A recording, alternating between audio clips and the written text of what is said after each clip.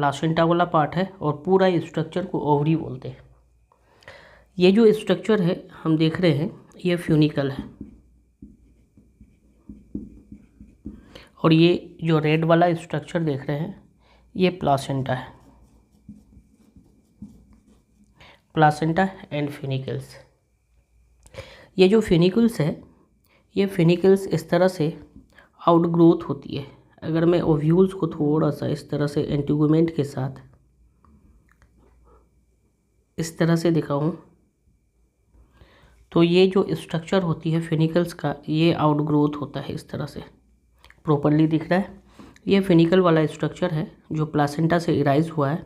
इसमें एक आउटग्रोथ दिख रहा है, फ्यूनिकल में आउटग्रोथ दिख रहा है ना। तो ये आउटग्रोथ है।